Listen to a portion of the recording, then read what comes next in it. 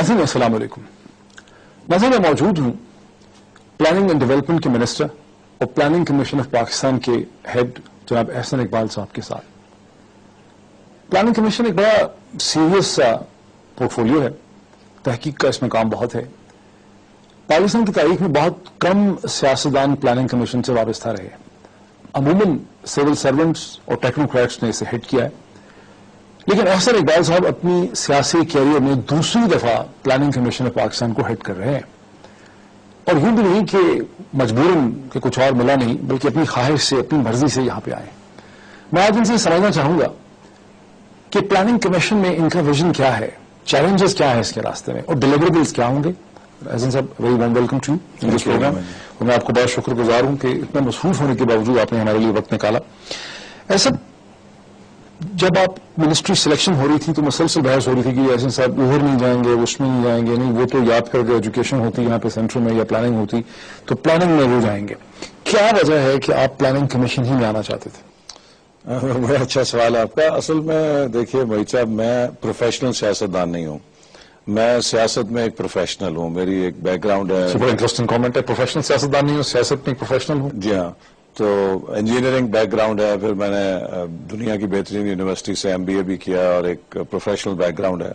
تو میرا سیاست میں آنے کا مقصد یہ تھا کہ اپنے ملک کے لیے انسان کوئی ڈفرنس کریٹ کر سکے, اور میرا ایک ادھورا خواب ہے. اور پچھلی جب ہماری حکومت تھی تو ہم نے پاکستان 2010 پروگرام اس حکومت کے تحت وضع کیا تھا کہ پاکستان کو کس طرح 21ویں صدی میں ایک نالج اکانومی میں ٹرانسلیٹ کیا جائے.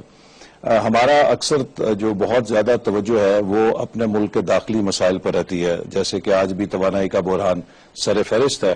اسی طرح ملک کے اندر جو اقتصادی بدحالی ہے, جس میں آپ کی مہنگائی ہے, قرضوں کا بہت زیادہ بوجھ ہے, بے روزگاری ہے, معیشت کی سست روی ہے, ان سب چیزوں پر ہم بہت زیادہ منہمک رہتے ہیں. لیکن ہم اس بات کو اکثر اپنی اوجھل کر دیتے ہیں کہ ہم جس دور میں رہ رہے ہیں انسانی تہذیب میں اتنی بڑی تبدیلی کسی دور نے نہیں دیکھی. This is an age of mega change. اور وہ کیا بڑی تبدیلیاں ہیں. دیکھیے, جب انسانی تہذیب ترقی کر رہی تھی تو کئی ہزار سال تک ایک زراعت کی معیشت رہی. پھر اس زراعت کی معیشت سے ایک صنعتی معیشت نے جنم لیا, اور 300-350 سال یہ انڈسٹریل ریولوشن ایج رہی. اب جو عہد ہے 21 سینچری کا, اسے کہا جاتا ہے کہ یہ انڈسٹریل ریولوشن کو سن سیٹ پیریڈ ہے, اور اب ایک نیا سن رائز ہے جو نالج ریولوشن کا ہے. اور جتنی بڑی تبدیلی زرعی معیشت سے صنعتی معیشت میں آئی تھی, اس سے بہت بڑی تبدیلی اس نالج ریولوشن کے ذریعے دنیا میں آئے گی. اور آج آپ دیکھ رہے ہیں کہ اس تبدیلی کے نتیجے میں وہ تمام ملک جو کہ ترقی یافتہ بھی تھے لیکن ان کی بنیادیں ایک انڈسٹریل ریولوشن یا انڈسٹریل ایج میں بہت مضبوط تھیں, وہ بھی ایک بحرانی دور سے گزر رہی ہیں. چاہے وہ نارتھ امریکہ ہے, چاہے وہ یورپ ہے, چاہے وہ ایسٹ ایشیا ہے, چاہے کوئی بھی معیشت ہے. تو ہم ایک نئے عہد میں داخل ہو رہے ہیں. جب آپ ایک نئے عہد میں داخل ہوتے ہیں تو آپ کو بہت بڑی اپنے اندر تبدیلی کرنے کی ضرورت ہے, اپنے معاشی ڈھانچوں میں, اپنے سیاسی ڈھانچوں میں, اپنے سماجی ڈھانچوں میں. میں آپ کو ایک مثال دیتا ہوں, چھوٹی سی مثال. اس بیک گراؤنڈ کو پلاننگ کمیشن کے ساتھ کیسے نفی کیسے کریں؟ جی, میں چونکہ اس پورے پس منظر میں میری جو بیک گراؤنڈ ہے, جیسے میں نے کہا کہ ایک ٹیکنوکریٹ کی بیک گراؤنڈ ہے, میں سمجھتا تھا کہ اگر ہم نے پاکستان کے اندر جو تبدیلی ہے, معاشی تبدیلی, اس کا مسئلہ یہ نہیں کہ ہماری اکنامکس کی کوئی کمزوری ہے یا ہماری سیاست کی کمزوری ہے. پاکستان کا اصل مسئلہ پاکستان کی پولیٹیکل اکانومی ہے. کہ آپ نے دیکھا کہ کتنے بڑے بڑے ماہر معیشت آئے, وہ بھی پلاننگ کمیشن میں بیٹھے رہے, لیکن وہ پاکستان کے پولیٹیکل ڈھانچے سے ڈیٹیچ تھے.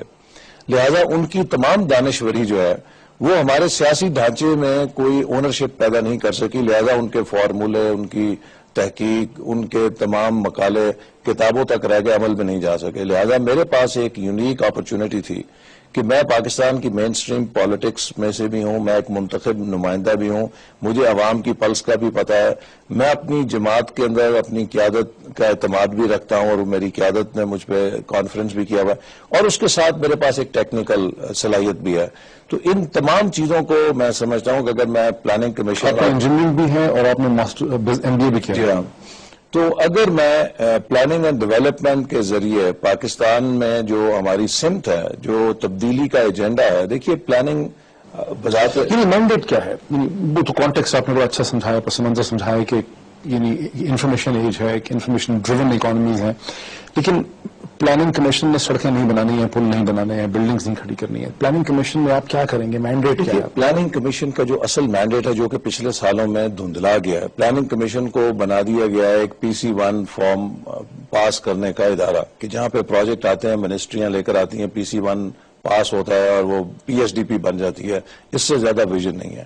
پلاننگ کمیشن کا جو اصل رول تھا وہ یہ تھا کہ یہ پاکستان کی ڈیولپمنٹ اسٹریٹجی کو سٹیئر کرے، اس کو اسٹیورڈشپ کرے، پاکستان کے لیے جو ترقیاتی ترجیحات ہیں ان کو طے کرے، اور اس کی روشنی میں دیکھے کہ جو ہمارا ڈیولپمنٹ بجٹ ہے کیا وہ ان ترجیحات کو بلڈ کر رہا ہے یا کسی اور سمت میں جا رہا ہے۔ جو یہ کردار دھندلاتا گیا، ہم اگرچہ اربوں روپے اپنے ترقیاتی بجٹ پر خرچ کرتے رہے لیکن وہ بے سمت تھے، ہم نے سمت کے اندر سفر جاری نہیں کیا۔ So sense of direction planning commission اپنی تحقیق کے سرچ سے، اپنے کام سے اور اسٹیک ہولڈرز کو اکٹھا کر کے پاکستانی معیشت کو اور حکومت کو، ریاست کو ایک sense of direction planning commission کو اصل میں پاکستان کے ترقی کا تھنک ٹینک بننا چاہیے تھا، جو کہ روایتی طور پہ کسی دور میں یہ کام کرتا رہا، لیکن پچھلے 12-14 سال میں اس کو وزارت خزانہ کے متحد کر دیا گیا، اور جیسے میں نے کہا کہ یہ PC1 پاس کرنے کا ادارہ بن گیا۔ اب ہم کوشش کر رہے ہیں کہ اس کے اندر ایک نئی صلاحیت پیدا کریں کہ یہ ہماری ڈیولپمنٹ کا ایک تھنک ٹینک بن کے ہماری تمام وزارتوں کو، ہمارے اوپینین لیڈرز کو، ہمارے ڈیسیژن میکرز کو ان حقائق سے آگاہ کرے کہ جو ہمارے کل کے لیے آج فیصلے کیے جانے ضروری ہیں۔ مثال کے طور پہ 2045 تک ہماری آبادی تقریباً دگنی ہو جائے گی۔ آبادی دگنی ہونے کے ساتھ ہمارا پانی جو ہے وہ شاید آدھے سے بھی کم ہو جائے گا، لہذا ہم اس آبادی کے لیے خوراک کیسے پیدا کریں گے؟ ہم اس آبادی کے لیے پینے کا پانی کیسے فراہم کریں گے؟ ہم اس آبادی کے لیے تعلیم، صحت، روزگار کی مواقع کیسے پیدا کریں گے؟ اس کے لیے اگر آج ہم نہیں سوچیں گے تو جس طرح آج ایک انرجی کرائسس کا ہمیں سامنا ہے کہ پچھلے 14 سالوں میں یہ نہیں سوچا گیا کہ ہماری جو گروئنگ ڈیمانڈ ہے اس کے لیے ہم نے سپلائی سائڈ کو بھی مینج کرنا ہے، تو ہم ایک شدید بحران کا شکار ہو گئے۔ تو پلاننگ کمیشن کا یہی کام ہے کہ اپنے اگلے 5، 10، 15 سالوں کے جو ہمارے ترقیاتی تقاضے ہیں، جو ہماری ضروریات ہیں، ان کی نشاندہی کرے، اور جو ہماری منسٹریز ہیں اور جو ہمارے محکمے ہیں اور جو ہمارے ڈیسیژن میکرز ہیں ان کو پابند کرے اور ان کو سینسٹائز کرے کہ وہ ان کے لیے آج درست فیصلے کریں۔ کیا کیا چیلنجز کی آپ نے آئیڈینٹیفائی کیے ہیں؟ دیکھیے ہمارے سامنے ہم نے جو ابھی ایک روڈ میپ بنایا، چونکہ تھوڑا سا لانگ ٹرم اور امیڈیٹ ٹرم کو ہمیں مکس کرنا پڑا ہے، چونکہ ہمارے کچھ ابھی شارٹ ٹرم چیلنج بھی بہت سنگین ہے۔ ہم نے ایک 7 پوائنٹ یا آپ کہہ لیجئے کہ 7 سٹیپس کے اوپر اپنی ڈیولپمنٹ اسٹریٹجی بنائی ہے۔ پہلی یہ ہے کہ to overcome energy security کا جو کرائسس ہے، اس کو ان این انٹیگریٹڈ مینر، ہمارا جو توانائی کا بحران ہے اس کی بڑی وجہ یہ ہے کہ ہم نے توانائی کے شعبے کو ایک مربوط طریقے سے نہیں دیکھا۔ اگر سوئی گیس کی آپ مثال لے لیجئے تو خود سوئی گیس کے اندر کوئی انٹیگریشن نہیں تھی۔ CNG کے جب لائسنس دیے گئے یہ نہیں دیکھا گیا کہ اس کا جو گھروں کی مانگ پر کیا اثر پڑے گا، اگر کارخانوں کو لائسنس دیے گئے یہ نہیں دیکھا گیا کہ باقی شعبوں پہ کیا پڑے گا، لہذا آج آپ ایک شعبے کی گیس پوری کریں، باقی شعبے بند کرنے پڑتے ہیں، لہذا پھر اسی طرح جو سب الگ الگ کام کریں، سب الگ، لہذا گیس ہی نہیں بلکہ گیس کا جو بجلی کے ساتھ کیا لنک تھا اور بجلی کا پانی کے ساتھ کیا لنک ہے، سو دس آل ہیز ٹو بی انٹیگریٹڈ تاکہ آپ ان تمام کو مربوط کریں۔ لیکن جو ورلڈ بینک کا پروپوزل تھا جنوری فروری میں، جس کا بہت ذکر سنتے تھے کہ ایک کمپوزٹ کمپریہنسو انرجی منسٹری بنائی جائے، لیکن وہ پھر نہیں بنا۔ ہمارے بھی منشور میں لکھا ہوا ہے، لیکن اس کو اس وقت اس لیے تھوڑا التوا کا شکار کر دیا گیا چونکہ انرجی میں بہت زیادہ کرائسس ہے، اور جب آپ ان دونوں شعبوں کو انٹیگریٹ کریں گے یا ان کو آپس میں مرج کریں گے تو مرجر کے ساتھ بھی پھر کئی انتظامی دشواریوں کا سامنا کرنا پڑتا ہے۔ اس وقت ہم یہ چانس نہیں لے سکتے تھے، جبکہ ہم ایک شدید لوڈ شیڈنگ کے بحران میں جا رہے ہیں، تو ایک بڑی انتظامی ایسی تبدیلی لے کر آتے کہ جس سے جو انتظامی ڈھانچہ ہے وہ کسی طرح بھی کسی وقت مفلوج ہوتا ہے یا وہ ڈس فنکشنل ہوتا، تو اس لیے اس کو بہر وقت ہم نے پیچھے رکھ کے کوشش کی ہے کہ اس انرجی کرائسس پہ قابو پائیں۔ دوسری چیلنجز آئیڈینٹیفائی کیے کیا آپ نے؟ پہلی پہلا جو ہے کہ انرجی کے اس بحران کو ہم نے اوور کم کرنا ہے، اور اس کے لیے ہمیں بجلی کے بحران کو اوور کم کرنے کے لیے ہم نے short term, medium term, long term agenda set کیا. جیسے آپ نے دیکھا کہ ہم نے 500 ارب روپے کا سرکولر ڈیٹ فوری طور پہ اتارا، جو کہ پچھلے 5 سالوں میں 200 ہو گیا. اور اس کا آپ نتیجہ یہ دیکھ رہے ہیں کہ اب آہستہ آہستہ وہ آئی پی پیز کے جو بند پڑے تھے وہ اب آہستہ آہستہ آن لائن آنے شروع ہو رہے ہیں. دوسرا جو بڑا ہمارا چیلنج ہے وہ ہماری لیکن اس میں فیوچر پیمنٹس کا کیا کریں گے؟ ان دا سینس کی جو کلیکشن ہے ریونیو کی الیکٹریسٹی کی، اگر وہ امپروو نہیں کرے گی، ویسے آپ نے ایک دفعہ دے دیا، یہ پھر آپ دیکھ رہے ہیں کہ ساتھ ہی حکومت نے فیصلہ کیا کہ ہم بہت سیویئر کریک ڈاؤن کریں گے جو بجلی کی چوری ہے اور جو بجلی کے بلوں کی عدم ادائیگی ہے، کیونکہ اگر یہ بل ادا نہیں ہوں گے تو پھر دوبارہ یہ ڈیٹ پڑنا شروع ہو جائے گا. اور اسی طرح کسی حد تک آپ کو کسی درجے میں ٹیرف ریشنلائزیشن بھی کرنی پڑے گی، کیونکہ آپ کی جو اس وقت لاگت ہے وہ جو بجلی پیدا کرنے کی تقریباً 14 سے 15 روپے آ رہی ہے، اور جو آپ وصول کر رہے ہیں وہ 9 روپے کر رہے ہیں. تو جی ہاں، تو 5 سے 6 روپے فی یونٹ خسارہ ہے جو حکومت برداشت کر رہی ہے. اب آپ اندازہ کر لیجئے کہ اگر یہ اسی طرح خسارہ چلتا رہے گا تو پھر 1 سال کے بعد 100-200 ارب روپے کا ایک سرکولر ڈیٹ آ جائے گا. تو اسے ہم نے ایڈریس کرنا ہے بغیر غریب اور جو سب سے پسماندہ طبقے ہیں انہیں متاثر کیے بغیر.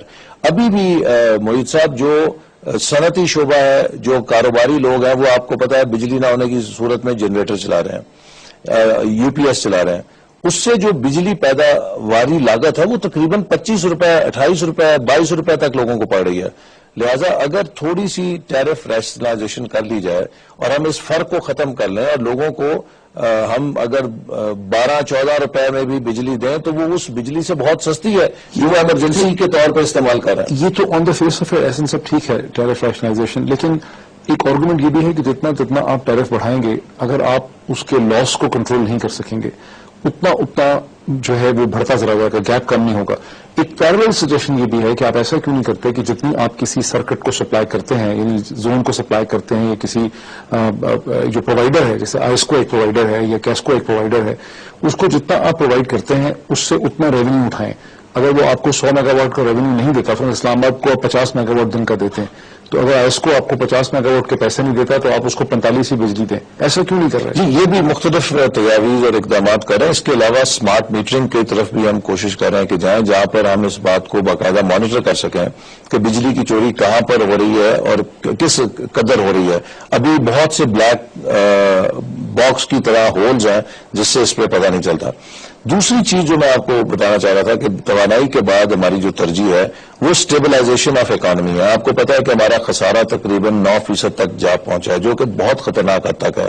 اور پاکستان میں ماضی میں حکومت نے بڑے دعوے کیے کہ ہم نے تنخواہوں میں اضافہ کیا، مسلم لیگ نون نے کوئی تنخواہوں میں اضافہ نہیں کیا.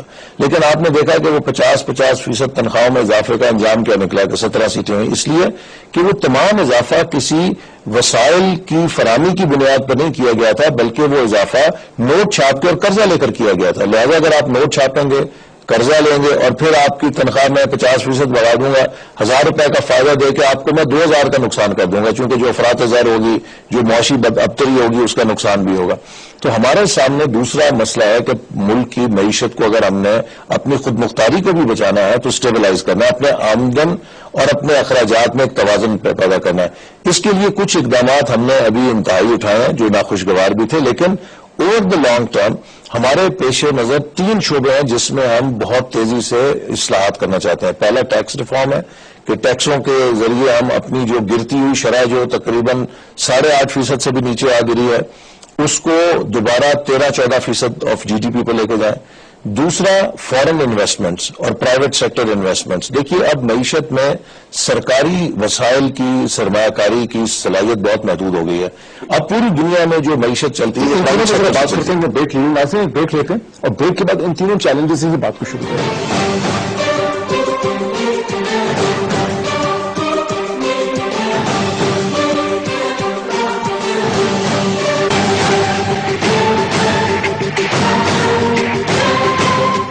Welcome back.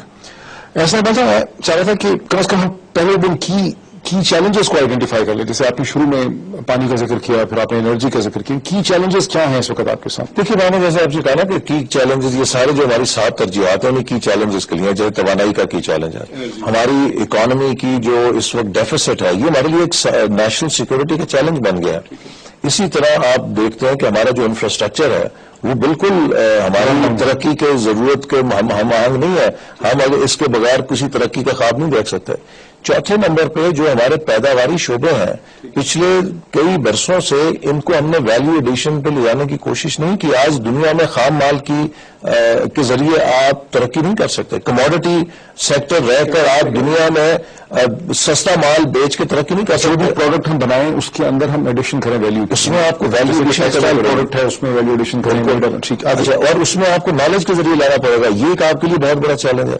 پھر اسی طرح آپ دیکھیے جو ہماری اس وقت انتظامی مشینری ہے وہ بالکل کولیپس کر گئی ہے. میں آپ کو پلاننگ کمیشن کی مثال دیتا ہوں کہ میں یہاں پہ 99 تک تھا, تو میں سمجھتا ہوں کہ 99 میں اگر اس کی ایفیشنسی 40-45% تھی تو آج 15% رہ گئی ہے.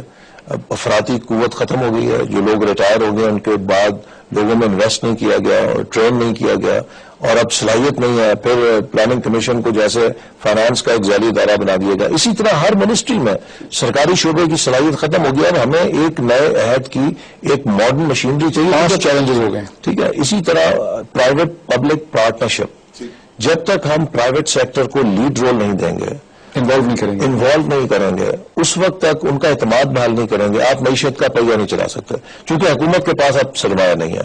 تو اس کے لیے بھی ہم بہت سارے اقدامات کرنے کی تیاری کر رہے ہیں جس میں پرائیویٹ سیکٹر کو انسینٹیوز دیں, پرائیویٹائزیشن کے پروگرام کو آگے بڑھائیں جس سے کہ پرائیویٹ سیکٹر آگے آئے, وہ ادارے کے جو گھاٹے میں جا رہے ہیں ان کو وہ لے کر ان کو سدھاریں. اور آخر میں جو ہمارا سب سے بڑا چیلنج ہے وہ سوشل کیپٹل ہے. ہمارے نہ صرف ہم نے ہمیشہ سوشل سیکٹرز کو, سوشل کیپٹل سے کیا مطلب ہوا؟ دیکھیے سوشل کیپٹل ملکوں کو ترقی دینے کے لیے آپ کو صرف پیسے کی ضرورت نہیں ہوتی, آپ کو انسانی وسائل کی بھی ضرورت ہے. یہ ایج مسل پاور کی نہیں ہے, یہ ایج ہے برین پاور کی. کسی ملک کی جو کوالٹی آف ہیومن ریسورس ہے وہ اس کی ترقی کا دار و مدار کرتی ہے. ایک طرف تو آپ کو ہیومن ریسورس ترقی دینی ہے, دوسری طرف آپ کو اپنے سوسائٹی کے اندر سوشل سالیڈیرٹی ہم آہنگی پیدا کرنی ہے. اگر آپ کے اندر سماجی ناہمواری ہوگی, اگر آپ کے ملک کے اندر سماجی کانفلکٹس ہوں گے تو آپ کی ترقی کا عمل آگے نہیں چڑھ سکتا. بلکہ میں آپ کو ایک بات یہ ضرور کہنا چاہوں گا, ہمارے ہاں جو ترقی کا تصور ہے نا وہ یہ ہے کہ جی سڑکیں ہم بنا لیں, ایئرپورٹس بنا لیں, ڈیم بنا لیں, بجلی کے منصوبے, ہارڈ ویئر کی علامتیں شاید ترقی ہیں. یہ آدھی کہانی ہے ترقی کی. جو ترقی کی دوسری کہانی ہے, جو دوسرا رخ ہے, وہ سوسائٹی کا سافٹ ویئر ہے کہ اس کا رویہ کیا ہے, اس کا بیہیویئر کیا ہے, اس میں جفاکشی کتنی ہے. بہت انٹرسٹنگ آپ پوائنٹ ریز کر رہے ہیں, لیکن اس پہ کیسے کام کریں گے, ڈیلیور کیسے, پلاننگ کمیشن کیا کرے گا؟ دیکھیے پلاننگ کمیشن ان ساری چیزوں کے لیے جو ہم مربوط ایک حکمت عملی بنا رہے ہیں. ہمارے انسٹرومنٹس ہوتے ہیں 5 ایئر پلان کہ ہم 5 سال کی ترجیحات کر دیے, اس کو ہم دوبارہ شروع کر رہے ہیں, اور 2013 سے 2018 کے لیے ایک 5 سالہ منصوبے پر کام شروع کر رہے ہیں. نہ صرف ایک 5 سالہ منصوبہ بنا رہے ہیں بلکہ اس کے ساتھ ایک ہم لانگ ٹرم پرسپیکٹو پلان بھی بنا رہے ہیں جو 2025 تک ہوگا. کیونکہ بہت سے ایسے منصوبے ہیں جو آپ 5 سال کے اندر پورے نہیں کر سکتے, ان کو آپ کو طویل دورانیے کے پس منظر میں لے کر جانا پڑتا ہے. دیکھیے امریکہ میں ایک ریسرچ ہوئی فارچون 500 کمپنیز کی, اس میں بھی جو تبدیلی ہے وہ کہتے ہیں کہ بعض اوقات 3 سے لے کے 5, 6, 7 سال لگ سکتے ہیں ایک بڑی کمپنی میں اس کے کلچر میں تبدیلی لانا. تو 180 ملین کا ملک جس میں اتنے مختلف قسم کے تضادات ہوتے ہیں, اس میں اگر آپ تبدیلی لانا چاہتے ہیں تو یہ 2, 4, 5 سال میں ممکن نہیں. میں آپ کو 2-3 مثالیں دوں گا. لیکن کریں گے کیسے, میرا سوال میں آپ سے آتا ہوں. دیکھیے چین میں جب ڈینگ جیاپنگ میں تبدیلی شروع کی تو 1979 میں انہوں نے چائنا 2049 کا ویژن دیا, 70 سال کا منصوبہ بنایا, اس کو 10-10 سالوں میں تقسیم کیا, اور چین نے ہر 10 سال کے ہدف کو 5 سال میں حاصل کیا. ملیشیا میں انہوں نے 1990 کے 92 کے قریب 2020 ملیشیا کا مہاتیر نے ویژن دیا, تقریباً 30 سال کا تھا, اور اس کے ذریعے آج بھی وہ ملیشیا 2020 کے لیے سٹرائیو کر رہے ہیں. اسی طرح اور بہت سے ملکوں نے کیا. تو ہمارے سامنے بھی جب تک ایک ہماری منزل نہیں ہوگی, ٹارگٹس نہیں ہوں گے, ہم نہیں چل سکتے. اب اس کو کیسے کریں گے؟ جیسے میں نے آپ سے کہا کہ ہمارے پاس جو سب سے مضبوط انسٹرومنٹ ہے وہ ڈیولپمنٹ بجٹ ہے. تمام ڈیولپمنٹ بجٹ اور ترجیحات وہ پلاننگ اینڈ ڈیولپمنٹ منسٹری کا دائرہ اختیار ہے کہ وہ اس کو منظور کرے اور ان کو سیٹ کرے. جب ہم اپنے 5 سالہ ترجیحات کو طے کر لیں گے تو اس کے بعد جو ہمارے ترقیاتی بجٹ کی الوکیشنز ہیں تمام منسٹری میں, وہ ان پروجیکٹس کے لیے جائیں گی جو ہمارے ہائی پرائیورٹی پروجیکٹس ہیں. ماضی میں یہاں پہ پروجیکٹ شروع کیے جاتے رہے سیاسی بنیادوں پر. آپ نے دیکھا ہے کتنے 100 ارب روپیہ کتنے ارب ادھر چلا گیا. ایگزامپل اب دیجیے. فار ایگزامپل آپ کی کہتے ہیں کہ ہم سوشل کیپٹل کو امپروو کرنا چاہیں گے, ہیومن کوالٹی کو, ورک فورس کو امپروو کرنا چاہیں گے. آپ کیا کریں گے, کیونکہ آپ کو ایک سینس آف ڈائریکشن دیں گے, تو پلاننگ کمیشن کیا کر سکے گا جس کے ذریعے سوشل کیپٹل. دیکھیے اس میں ہماری جو کوشش ہے وہ ہے پارٹیسپیٹری اور کولیبریٹو پلاننگ. آج دنیا میں بھی اس بات کو محسوس کیا جاتا ہے کہ حکومت تنہا کچھ نہیں کر سکتی, چونکہ اب سول سوسائٹی کا ایک اپنا رول ہے, پرائیویٹ سیکٹر کا ایک اپنا رول ہے, اکیڈیمیا کا ایک اپنا رول ہے. ہم کولیبریٹو پارٹیسپیٹری پلاننگ کے ذریعے اور صوبوں کے ذریعے اب 18ویں ترمیم میں جو پاکستان کی اقتصادی پلاننگ کا منظرنامہ بڑی حد تک تبدیل کر دیا ہے. جیسے کہ سوشل کیپٹل کا بہت کی انگریڈینٹس جو سوشل سیکٹرز ہیں وہ اب صوبوں کے پاس چلے گئے ہیں. لیکن ہم 18ویں ترمیم کے بعد اگر سوشل سیکٹر صوبوں کے پاس چلے گئے تو کیا قومی سطح پر اس ذمہ داری سے ہاتھ جھاڑ کر کہیں جی اب ہمیں نہیں پتا ہماری قومی صلاحیت تعلیم کی کیا, یہ صوبے جانے ان کا کام جانا. سوشل کیپٹل کے لیے آپ صوبوں کے ساتھ مل کے کیا کریں گے؟ ان کے ساتھ مل کر ہم سب سے پہلے اپنے تعلیم کے نظام میں کوشش کریں گے کہ یہ ورلڈ کلاس بنے. یہ ہماری قومی ذمہ داری ہے. اسی طرح جو ہمارے انسانی وسائل ہیں ان پر قابو پانے کے لیے جو صحت کا شعبہ ہے اس کو ہم توجہ دیں گے. دیکھیے اس وقت پاکستان کا ہر چوتھا پانچواں بندہ ہیپیٹائٹس کا مریض ہے. اگر ہمارے پاس پانی پینے کا صاف نہیں ہے, ہمارے نکاسی آپ کے نظام نہیں ہے اور ہیپیٹائٹس پھیلے گا تو ایک. This time check is brought to you by ثانی کی فی مبینہ امراض نسواں کے لیے.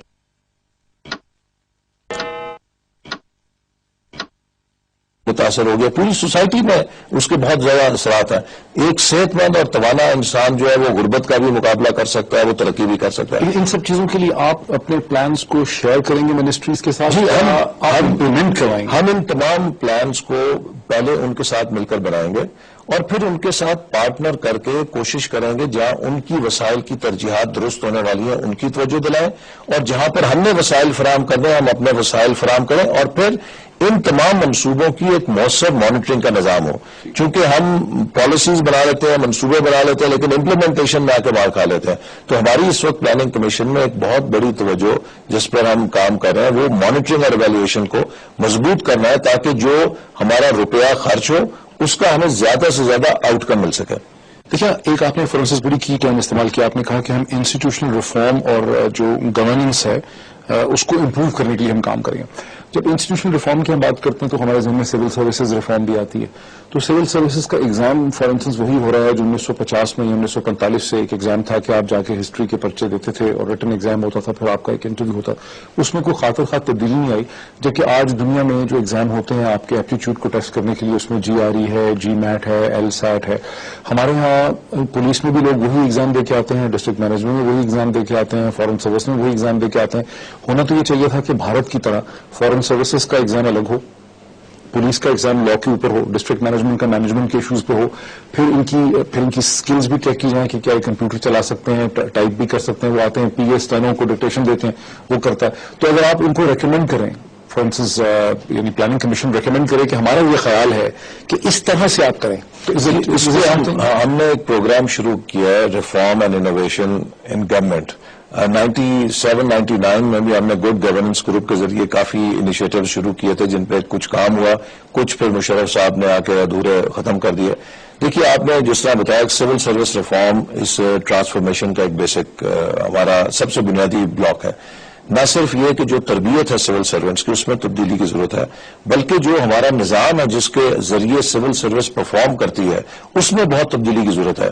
آج اگر آپ چیف منسٹر ہیں اور آپ یہ جاننا چاہیں کہ آپ کے 36 DCOs میں سے کون سے ٹاپ 10% DCOs ہیں اور کون سے 10% باٹم پرفارمنگ DCOs ہیں, دیر از نو آبجیکٹو کرائیٹیریا.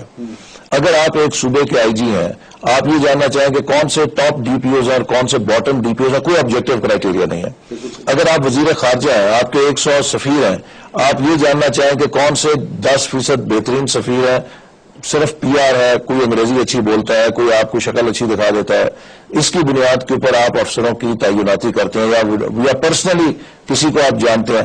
اب جو DCO لاہور ہے یا جو اسلام آباد کا DCO وہ تو پرائم منسٹر کو بھی نظر آئے گا, چیف منسٹر کو نظر آئے گا, لیکن جو لئیے میں بیٹھا ہے DCO وہ تو شاید کہیں نظر بھی نہیں آئے گا. لیکن سسٹم اس کے لیے ہم کوشش کر رہے ہیں کہ ایک نظام بنائیں جس میں کہ پرفارمنس کرائیٹیریا سیٹ اپ کریں اور I C T bases electronic government کے ذریعے ایک ایسا خودکار نظام ہو کہ جس میں ہر کسی کی کارکردگی ایک ڈیش بورڈ کے ذریعے وزیر اعلیٰ اور وزیر اعظم کے سامنے آئے. کیا آپ کنسلٹنٹس ہائر کریں گے جو اس کو یعنی بالکل یہ کام تو جو آپ کی پرائیویٹ سیکٹر کی ایکسپرٹیز اس کے بغیر نہیں ہو سکتا ہے. کنسلٹنٹس انگیج کرنا پڑیں گے چونکہ حکومت میں اس کی صلاحیت نہیں ہے, حکومت کے لیے یہ نیا کام ہے. لہذا ہمارے جو سول سروس ریفارم یا پبلک سیکٹر ریفارم ہے اس میں پرفارمنس مانیٹرنگ میجرمنٹ اور مینجمنٹ یہ ایک بڑا بنیادی کی ایلیمنٹ ہے. نہیں, آپ پولیس کو یہ بتا سکتے ہیں کہ ان کو اپنے آفیسرز کی پلیسمنٹ کن کرائٹیریا پہ کرنی چاہیے. فار انسٹنس پاکستانی پولیس کے پاس ابھی تک ہومیسائڈ ڈپارٹمنٹ نہیں ہے. مطلب اگر قتل ہو جائے کچھ ہو جائے تو وہی والا جو دو سال پہلے ٹریفک میں بیٹھا ہوتا ہے یا کہیں اور بیٹھا ہوتا ہے وہی اس کی انویسٹیگیشن کر رہا ہوتا ہے. انویسٹیگیٹنگ آفیسر ہمارے پورے سول سروس میں جو اسپیشلائزیشن کی کمی ہے, میں آپ کو ایک مثال دیتا ہوں. ابھی اس منسٹری میں جب آیا تو مجھے پی آر او دیے گئے وزارت اطلاعات کی طرف جو اور منسٹری میں ہٹا ہوتا ہے. وہ 2-3 لوگوں کو میں نے انٹرویو کیا, میں نے پوچھا آپ کی کیا بیک گراؤنڈ ہے. اس نے کہا جی ایم ایس سی جیولوجی کی ہے, کسی نے کہا جی ایم ایس سی اور ایم اے کیا ہوا ہے. انفارمیشن سے کوئی تعلق نہیں تھا. دیکھیے نا وہی جو آپ نے شروع میں بات کی کہ ہم جب لوگوں کو لیتے ہیں تو ان کی جو بیک گراؤنڈ ہے اس کا ان کے جاب سے کوئی ریلیشن نہیں ہوتا, بلکہ ہم سمجھتے ہیں کہ 16 سال اس نے بیکار کیے, اب ہم اسے ایک نئی مخلوق بنانے لگے ہیں. تو اس میں بڑی بنیادی اصلاحات کی ضرورت ہے اور یہی وہ اصلاحاتی ایجنڈا ہے جس کو انشاءاللہ ہم چاہتے ہیں کہ شروع کریں اور اس کو تکمیل تک لے کے جائیں تاکہ ایک ہائی پرفارمنس گورنمنٹ بن سکے. دس از اے ٹال آرڈر. دنیا میں جہاں پہ بھی ریفارم ہوتی ہے وہ مشت نہیں ہو جاتی, رفتہ رفتہ آتی ہے اور بتدریج آتی ہے. لیکن ہمارا یہ عزم ہے کہ ہم اس ریفارم کو صحیح سمت میں لے جانے کے لیے جو بھی اقدامات ہیں وہ اٹھائیں گے انشاءاللہ. انفراسٹرکچر ماڈرنائزیشن جو ہے اس پہ آپ لوگوں نے ابھی تک کوئی میٹنگز کی ہیں, کوئی اس پہ تھنکنگ ہوئی ہے کہ کیسے, اب جیسے ہندوستان میں ہم گئے تھے 2 سال پہلے تو انہوں نے ہمیں بتایا کہ کیسے وہ پتہ نہیں 10 یا 15 بلین ڈالر اسپینڈ کر رہے ہیں انڈیا کے کمیونیکیشن انفراسٹرکچر کو امپروو کرنے کے لیے. دیکھیے آپ موہن صاحب کتنا بڑا حادثہ ہے کہ 90s میں پاکستان ساؤتھ ایشیا کو انفراسٹرکچر ماڈرنائزیشن میں لیڈ کر رہا تھا. پاکستان میں ساؤتھ ایشیا کی پہلی موٹر وے بنی, پاکستان میں ساؤتھ ایشیا کے پہلے ہوائی اڈے بنے, پاکستان میں ساؤتھ ایشیا کی سب سے پہلے فائبر آپٹک کیبل لے کی گئی, پاکستان میں ساؤتھ ایشیا میں سب سے پہلے ٹیلی کام سیکٹر میں اور فائنینشیل سیکٹر میں پرائیویٹ سیکٹر کا رول دے کے اس پورے سیکٹر کو ریفارم کیا گیا. تو ہم ایک لیڈنگ رول ادا کر رہے تھے لیکن پھر ہم اس سارے سے پیچھے ہٹ گئے. اب بھی ہماری کوشش ہے جس میں ایک بہت بڑا پائنیئرنگ منصوبہ جو ہمارے انفراسٹرکچر کا ہے وہ اکنامک کوریڈور ہے جو پاکستان اور چائنا کے درمیان ہے, جو میں سمجھتا ہوں کہ مدر آف انفراسٹرکچر پروجیکٹ ہم کہہ سکتے ہیں, جو اگلے 100 سالوں کی تاریخ اس خطے کی تبدیل کر دے گا انشاءاللہ تعالیٰ. ڈیٹیل سے بات کرتے ہیں. ناظرین ایک بریک لیتے ہیں, بریک کے بعد پاکستان اور چائنا کے درمیان اکنامک کوریڈور جس کی احسن اقبال صاحب بات کریں اس پہ ذرا کھل کے ہم ذرا بات کرتے ہیں آفٹر دا بریک.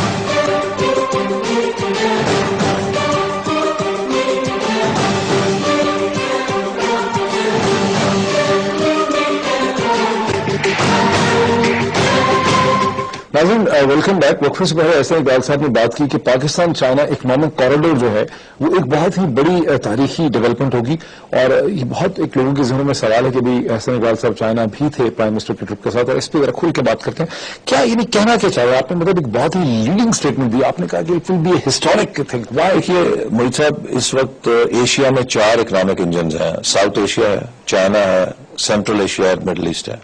یہ جو اکنامک کوریڈور ہے یہ ان چاروں South Asia, Central Asia, China, Middle East کے انجنز کو انٹیگریٹ کر دیتا ہے.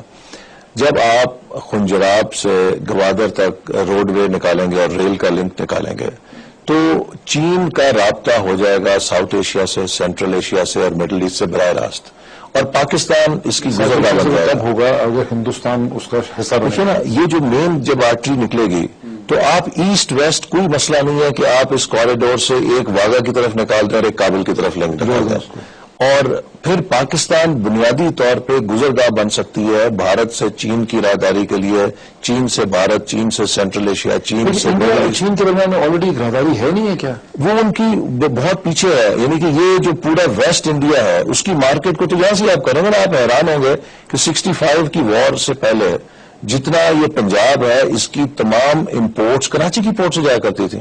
وہ جب 65 کی وار ہوئی تو پھر وہ پابندیاں لگی تو تب بامبے پورٹ ڈیولپ ہوئی, ورنہ تو ان کے لیے یہاں سے لے جانا اکنامیکل تھا.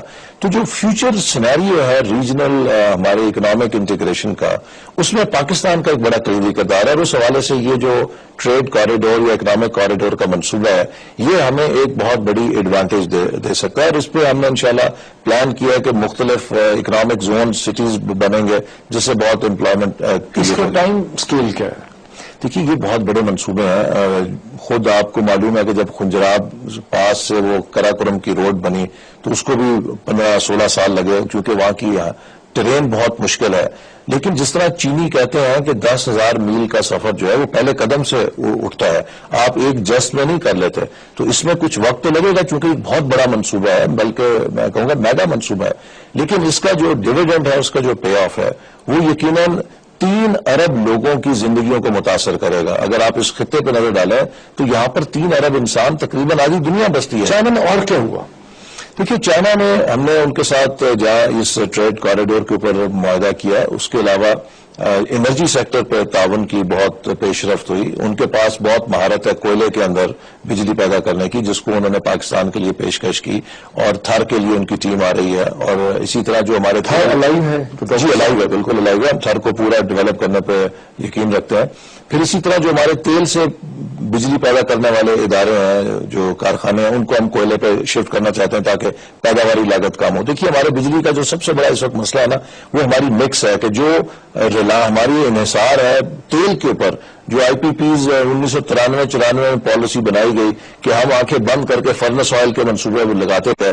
جب $20 کا تیل تھا وہ ٹھیک تھا, اب $100 بیرل ہو جائے تو وہ آپ کے لیے برداشت نہیں کر سکتے, آپ اس سے بجلی بہت مہنگی ہو جاتی ہے. ایک اور ایگزامپل ہے لیک آف انٹیگریشن کی, جی بالکل. لیکن ایسا سب ہم مسلسل دیکھ رہے ہیں کہ ایک خدشے کا اظہار کیا جا رہا ہے کہ آپ کی حکومت شاید Iran Pakistan gas pipeline جو پروجیکٹ ہے اس کو ابنڈن کر دے گی, بیکاز ایسی کوئی بات نہیں ہے. ہمیں تو اپنی مستقبل کی ترقی کے لیے بے حد گیس کی ضرورت ہے, اور میں سمجھتا ہوں کہ ہمیں ایران سے بھی گیس کی ضرورت ہے, ہمیں قطر سے بھی LNG کی ضرورت ہے, ترکمانستان سے بھی گیس ملے اس کی بھی ضرورت ہے, کیونکہ گیس کے ذریعے ہم سستی بجلی پیدا کر سکتے ہیں. تو جتنے بھی ہمارے گیس پائپ لائن کے ایران کے جو منسٹر ہیں انہوں نے 3 جون کو مطلب پاکستان کو لکھا کہ ہم نے اینٹیز آئیڈینٹیفائی کر لی ہیں, لیکن آپ کی طرف سے اینٹیز آئیڈینٹیفائی نہیں ہوئی جو انہیں کام کرنا ہے, اس پہ پھر کوئی پروگرس نہیں ہوئی. جی اس پہ وزارت پیٹرولیم کام کر رہی ہے, اور وزیر پیٹرولیم بھی کہہ چکے ہیں, وزیر خارجہ بھی کہہ چکے ہیں, ہم اس پہ کمیٹڈ ہیں, اور انشاءاللہ ان کے ساتھ بات چیت کریں گے. اگر کسی کو ایران کی گیس کے اوپر اعتراض ہے تو ہمیں اس سے سستی گیس لا دیں, سیدھی سی بات ہے, اس میں تو کوئی ایسی بات نہیں ہے. لیکن پاکستان اپنی گیس کی ضروریات کو کسی اور کے کہنے میں قربان نہیں کر سکتا. اچھا, آپ نے سوشل کیپٹل کی جو بات کی تھی, تو سوشل کیپٹل کا تعلق ہیومن مائنڈ کے ساتھ ہے, ہیومن بیہیویئر کے ساتھ ہے, اسٹوڈنٹس کا کیا بیہیویئر ہے, ورکرز کا کیا بیہیویئر ہے. وہاں پہ آپ کو لگ رہا ہے کہ پاکستانی جو ورکنگ ہیبٹ ہے, جو پاکستانی اس کو بھی چینج کرنے کے لیے. مجھے جیسے میں نے کہا نا کہ یہ ترقی صرف ہارڈ ویئر کا نام نہیں ہے کہ آپ نے سڑکیں اور بڑے بڑے فزیکل منصوبے بنانے. آپ کو قوم کی جو تھنکنگ ہے, جو بیہیویئر ہے, جو اس کا مینٹل ماڈل ہے, اس کو بھی چینج کرنا پڑتا ہے. میں آپ کو ایک مثال دیتا ہوں. ہمارا جو لائف سٹائل ہے وہی اینٹی ڈیولپمنٹ ہے. آپ چین, جاپان, ملیشیا, یورپ, امریکہ, کسی بھی ترقی کرنے والے ملک میں جائیں, آپ کو ایک چیز کامن نظر آئے گی کہ رات کے 9 بجے کے بعد ان کی بتیاں بند ہوتی ہیں. They are all in their beds, they retire early and they get up early, اور صبح 5 بجے وہ اٹھ کے 6 بجے سڑکوں پہ نظر آتے ہیں. ہمارے ہاں رات کو 2-2, 3-3 بجے تک ہم جاگتے ہیں, اور صبح 11-12 بجے تک سوتے ہیں, لوگوں کو ملنے چلے جاتے ہیں 4 بجے کے بعد. تو آپ کی جو سب سے پروڈکٹیو ٹائم ہے, جو میڈیکلی ثابت ہوتا ہے کہ یہ AM آورز جو ہیں, جو 12 بجے سے پہلے صبح کے آورز ہیں, یہ ہیومن مائنڈ سب سے زیادہ انوویٹو ہوتا ہے, سب سے زیادہ فرٹائل ہوتا ہے, اور سب سے زیادہ پروڈکٹیو ہوتا ہے. ایسا سب یہ لائف اسٹائل تو ایک چھوٹی سی اربن ایلیٹ کا یا کراچی کے اندر کچھ حصوں میں ہو سکتا ہے, پورے پاکستان کا تو یہ لائف اسٹائل نہیں ہوگا. دیکھیے یہ پھیل رہا ہے, یہ جراثیم بہت پھیل رہے ہیں. جو ہمارے اس وقت چھوٹے چھوٹے ٹاؤنز ہیں اس میں بھی آپ جائیں تو یہ چیزیں آہستہ آہستہ آ رہی ہیں ہمیں. لیکن چونکہ شہر اس لیے میٹر کرتے ہیں کہ شہر آپ کی اکانومی کے ڈرائیورز ہوتے ہیں. آپ کی جو پوری معیشت ہے اس کو شہروں سے ڈرائیو کیا جاتا ہے. آپ کے جو اسٹوڈنٹس ہیں, آپ کے جو ورکرز ہیں, اب آفیسز کے آپ ٹائم دیکھ لیں کہ اس پہ ہم ٹائم پہ نہیں جاتے. پھر ہمارا جو ایک رویہ ہے اپنے ملک کے حوالے سے, اس کو بھی ہمیں ڈیولپمنٹ کا حصہ بنانا پڑے گا. میں جب بھی باہر سے آتا ہوں تو میں امیگریشن میں جب لائن میں کھڑا ہوتا ہوں عام چینل سے جانے کی کوشش کرتا ہوں تو وہاں وہ چٹیں لے کے کھڑے ہوتے ہیں فلانے ڈپٹی ڈائریکٹر کا بندہ فلانے کا بندہ. تو میں ان سے پوچھتا ہوں کہ بھئی یہ کیوں؟ یہ جب دبئی یا لندن میں کھڑے تھے امیگریشن میں ادھر تو لائن میں کھڑے تھے, تو اپنے ملک میں لائن کیوں چبھتی ہے؟ تو کوئی جواب نہیں ہوتا. پھر آپ آگے آئے جب کنویئر بیلٹ کے اوپر وہ بیگیج لینا ہے تو آتے ساتھ ہی وہاں سب سے پہلے ہم سگریٹ سلگاتے ہیں. پھر آپ کو بتانا پڑتا ہے بھائی وہ دیکھو نو اسموکنگ کا سائن ہے. یہ اتنا ہی محترم ہے جتنا دبئی اور لندن کے ایئرپورٹ پہ تھا. تو ہنس کے آگے سے کہتے ہیں جی چھڈو اپنا ملک ہے. دیکھیں نا اپنے ملک میں بہیویئرل چینج کیسے پیدا کرے گا؟ یہ لوگوں کو مسلسل آپ کو انگیج کرنا پڑے گا, ان کو ایک ایجوکیشن کرنی پڑے گی, ایک مکالمہ کرنا پڑے گا. ہیومن بہیویئر جو ہے اس کو چینج آپ مکالمے سے کر سکتے ہیں, اس کو آپ ایک تربیت کے ذریعے کر سکتے ہیں. ہمیں اپنے نظام تعلیم کے اندر ہم نے سیوکس کی ایجوکیشن ہی ختم کر دی ہے. ہمیں اپنا کریکولم چینج کرنا پڑے گا. آج ہمارے جو نئی نسل ہے اس کو سیوک سینس نہیں ہے, کیونکہ ہم سمجھتے ہیں کہ سیوکس پڑھانا ہی بیکار ہے.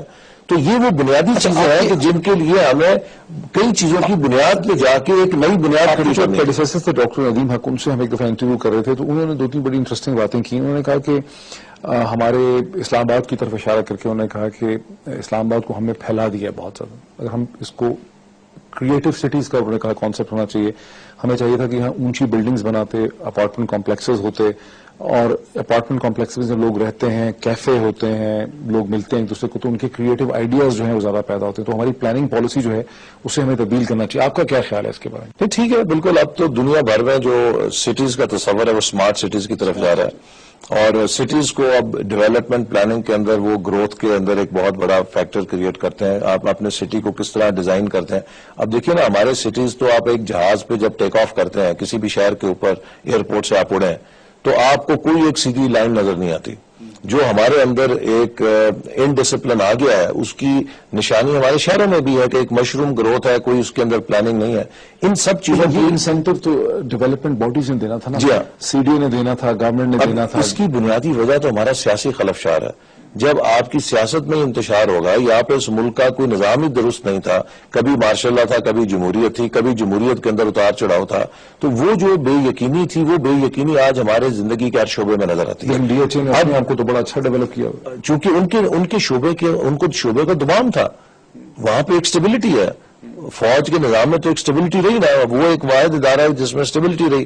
سول میں تو ہم نے اسٹیبلٹی آنے نہیں دی, لیکن اب اللہ کا شکر ہے جیسے کہ 5 سال ایک ٹرم ختم کی حکومت نے, اور 5 سال کسی طرح ٹرمز کے ذریعے میں ایک پولیٹیکل اسٹیبلٹی کے راستے پہ چلے, تو مجھے یقین ہے کہ ان پالیسیز کے نتائج بھی نکلیں گے, اور پاکستان کے اندر جو ہماری انتشار تھا ہماری فکر میں, ہماری سوچ میں, ہماری امپلیمنٹیشن میں, وہ بھی ختم ہوگا, اور ہم انشاءاللہ بہت تیزی سے میں پلاننگ کمیشن کا اسی طرح سے ایک سیمینار کانفرنس تھی اسلام آباد میں مقامی ہوٹل میں, وہ اٹینڈ کر رہا تھا.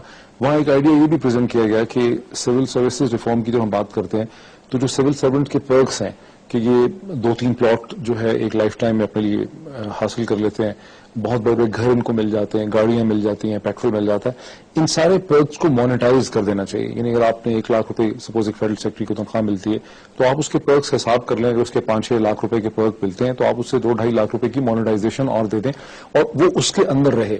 اور ایگزامپل یہ دی گئی, انہوں نے کہا کہ آپ دیکھیے برطانیہ میں, امریکہ میں جو سول سرونٹس ہیں اس کو اپنی تنخواہ ملتی ہے, وہ پھر چاہے چھوٹا اپارٹمنٹ لینا چاہے, بڑا گھر لینا چاہے, زمین پہ لینا چاہے, اوپر لینا چاہے, اس طرح.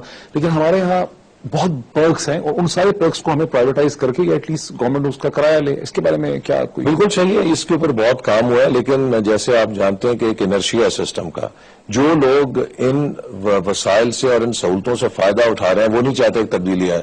جن کے پاس یہ سہولتیں نہیں ہیں وہ چاہتے ہیں کہ مانیٹائزیشن ہو. تو یہ ایک سٹرگل ہے سول سروس کے اندر, لیکن میں سمجھتا ہوں کہ یہ مانیٹائزیشن ہونی چاہیے تاکہ سب کے لیے ایک جیسا وسائل ہو. اس وقت ہوتا یہ ہے کہ جو بندہ کسی اچھی پوزیشن پہ لگ جائے وہ گاڑیاں بھی لے لیتا ہے, وہ گھر بھی لے لیتا ہے.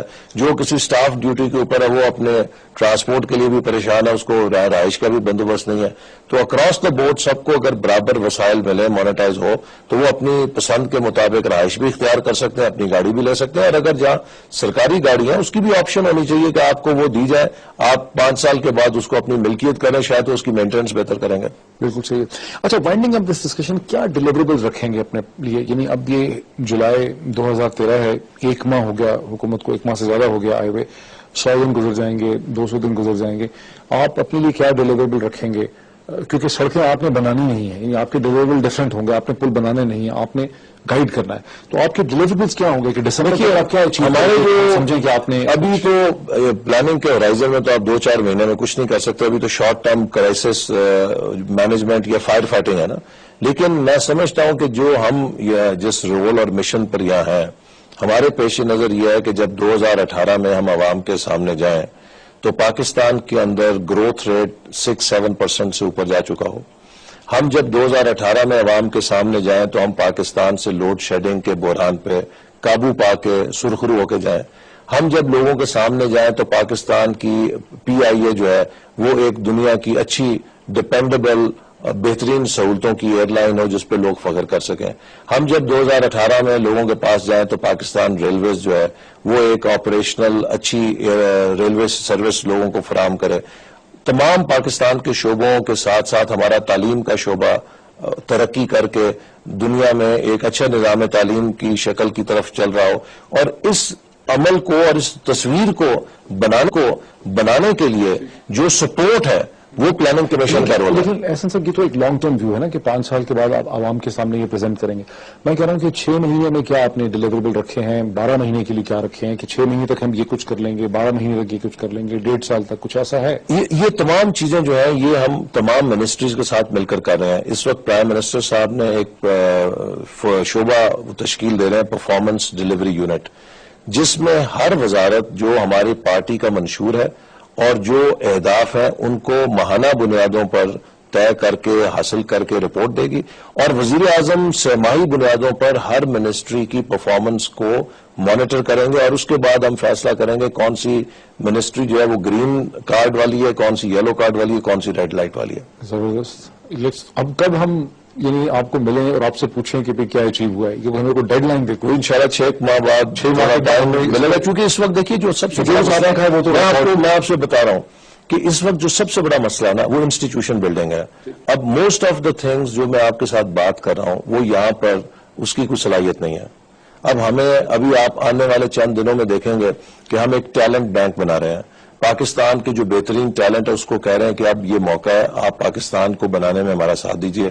آپ امریکہ میں ہیں, آپ یورپ میں ہیں, مشرق وسطیٰ میں ہیں, یا پاکستان کے اندر ہیں, آپ کچھ وقت پاکستان کے لیے نکالیے, کچھ وقت اپنی صلاحیت پاکستان کو دیجئے. اس سے ہم ٹیلنٹ اکٹھا کر رہے ہیں. ہم ایک ینگ ڈیولپمنٹ فیلوز پروگرام شروع کر رہے ہیں جس میں جو بہترین بیرونی اور ملک کی یونیورسٹیز کے ٹاپ ٹیلنٹ ہے اس کو ہم کہہ رہے ہیں کہ 1 سال کے لیے آپ ڈیولپمنٹ فیلو ہیں, ہماری مدد کریں. تو اس وقت سب سے بڑا چیلنج ہمارے سامنے اپنے انسٹیٹیوشن کی صلاحیت کو بنانا. چونکہ دیکھیے جتنی باتیں میں کہوں گا ان سب کو عمل کرنے کے لیے مجھے ایک مشین چاہیے, اور وہ مشین ٹیلنٹ ہوتی ہے. اگر آپ کے پاس ٹیلنٹ نہیں ہے تو آپ کی جو ارادے ہیں وہ تقریر کے تک محدود ہو کر رہ جاتے ہیں. ہم کوشش یہ کر رہے ہیں کہ اگلے 2-3 ماہ کے اندر اس پلاننگ کمیشن کے اندر بہترین افرادی قوت لے آئیں, تاکہ اس بہترین افرادی قوت کے ذریعے ہم اپنے تمام منصوبوں کو ان پر عمل بھی کر سکیں اور دیگر منسٹریز کو بھی ہیلپ کر سکیں کہ وہ ان پر امپلیمنٹ کریں. بہت شکریہ, ختم ہو گیا. تھینک یو سو مچ. ناظرین, ابھی آپ نے ڈسکشن دیکھی minister for planning and development and planning commission of Pakistan کے ہیڈ جناب احسن اقبال صاحب کے ساتھ. پہلے سیاستدان ہیں, پہلے پاکستانی ہیں جو پلاننگ کمیشن کو دوسری طرف ہیڈ کر رہے ہیں. ان کے آئیڈیاز آپ نے سنے, ان کا ویژن, ان کے چیلنجز کی جو ایکسپلینیشن دی, اور ہم نے ڈیسائیڈ بھی کیا کہ 6 ماہ میں یعنی دسمبر میں ہم دوبارہ احسن اقبال صاحب سے اسی طرح ایک سولو ڈسکشن کرتے ہیں کہ جو کچھ ڈسکس کیا تھا اس میں سے کیا کچھ پورا ہو چکا ہے. بہت شکریہ.